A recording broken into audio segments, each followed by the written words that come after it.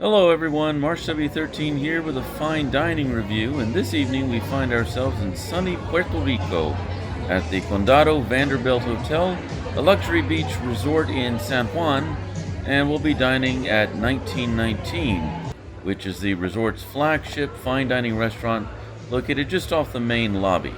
The name 1919 is a reference to the year in which the hotel was inaugurated after having been constructed by the Vanderbilt family in their heyday in the early 20th century. The dining room here isn't much of a standout, but if you're accustomed to other fine dining establishments in the States, you'll certainly feel at home here.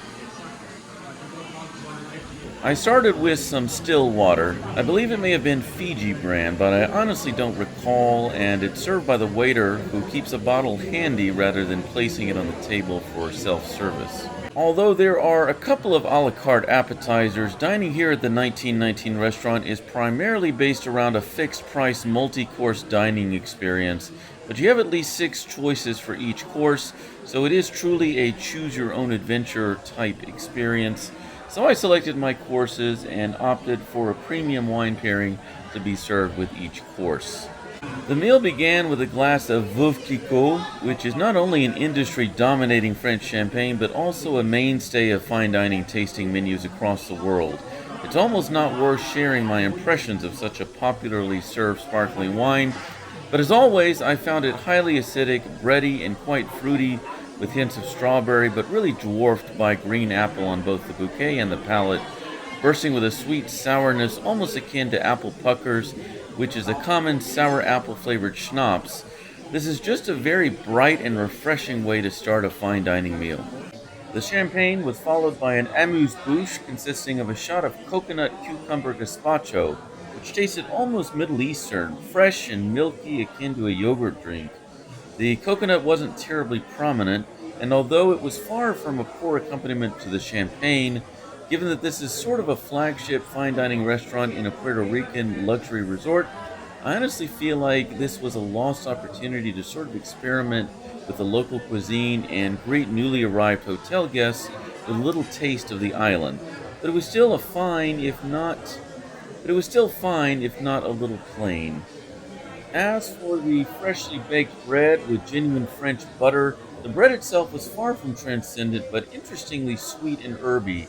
I received multiple portions over the course of the evening, and it was consistently soft and warm, and it grew more addictively delectable over the course of the evening. The first formal dish of the night was a lobster salad, and as a side note, the Atlantic Ocean is less than 100 feet away from the restaurant, so when it comes to seafood, expectations are quite high. And fortunately, I found this particular lobster perfectly textured, interestingly and aggressively spiced, with sublime freshness really elevated by the citrus and greens.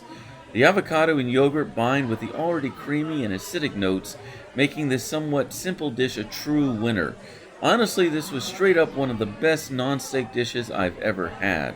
It was paired with a white Spanish Rioja made from Tempranillo grapes, and the aroma was immediately reminiscent of Chardonnay. You get oak, caramel, some ash, and in the end it was very Chardonnay-like, which is actually a fairly good thing when paired with lobster. The oak played well, along with just the right amount of acidity and minerality, and a buttery on buttery combination. In the end, this may have been one of the best wine pairings I've ever had, so we're off to a pretty darn good start here. Next up was a Montrachet from the house of Joseph Juan, which is a very renowned white Burgundy label. This is a wine that probably goes for around $100 a bottle at your local liquor store or wine boutique. For me, this came across sort of like a watered-down Chardonnay. It's not great for sipping, but such is the case for most old world wines anyway. This one was extremely oaky but dry, and with milkiness derived from a secondary malolactic fermentation.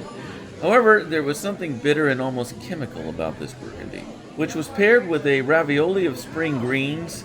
These delicate pillows of pasta were beautifully supple, elevated by fresh pesto, but the dish was really overpowered by blue cheese. I found the wine pairing a bit questionable as it seemed to clash with the cheese, with the oak proving a bit distracting. Something just didn't work, and as a whole, although I'm a pasta lover at heart, this second course was just okay. Thankfully, I had reserved some Veuve Clicquot, which acted as an excellent palate cleanser between the first few courses. For the main event, I selected the duck breast, which was cooked to a perfect medium rare. As you can see, it was prepared quite simply. In essence, you have the fatty, somewhat chewy pieces of duck atop a soy-forward, subtly spiced bed of grains that is at first a bit off-putting, but is actually quite complimentary on second taste. Overall, this was a simple but tasty dish that left a great overall impression, and it was filling to the extreme. I'm a quick eater, especially when it comes to these generally relatively small tasting courses, but it took me quite a while to finish this one. The duck paired with a Salanques red wine from Catalonia in Spain. This is a big, spicy, dark wine made from Grenache and Carignan grapes. It smells like a big wine with a bouquet similar to some Italian varieties, but it has hints of mulling spices, cloves, cinnamon, Christmas spice tea. As a pairing with the duck, it was pretty decent. I felt the oak was quite complimentary, but it ultimately clashed a bit with the Asian flavors of the dish. The intermezzo of vanilla panna cotta with cherry and coconut lime sorbet was truly fitting of the locale. I can't say my palate was left completely cleansed, but the coconut is so clean and unadulterated. This tropical interlude was fragrant like an expensive perfume, and it was quite enjoyable, which is all that matters. The dessert pairing was kicked off with a 10-year Malmsey or Malvasia fortified wine with typical caramel notes.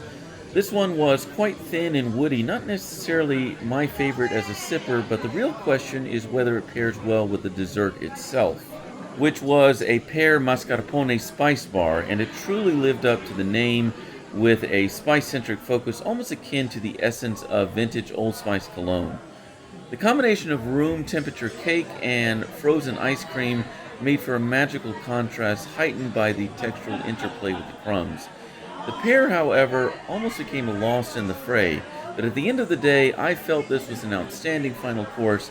The fusion with the caramel notes in the dessert wine created an almost candy bar-like experience, so the pairing of a caramel-dominant port definitely receives 2 thumbs up from me. I opted for a cappuccino to cap off the night, which was deep and dark with hints of cinnamon, just as I like it. And these mignardis came afterwards. Mignardis are always a great way to end the meal, and these were quite subtle. The standout was the chocolate. So what do I think about the 1919 restaurant? Well, interestingly, overall the Yelp reviews were less than stellar.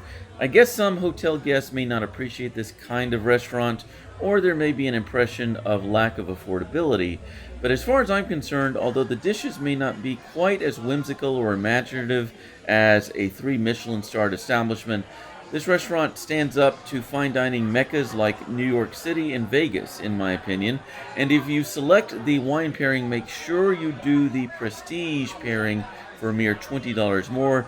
You'll receive premium off the menu, by the glass wines, and personalized service from the sommelier. There are some great people here too, maybe just a couple of misses on the dishes or pairings, but from my perspective, this is truly a gem and I endorse it wholeheartedly. If you should have occasion to eat here, let me know how you share my assessment. Otherwise, until next time, happy travels and great eats. March W13 out.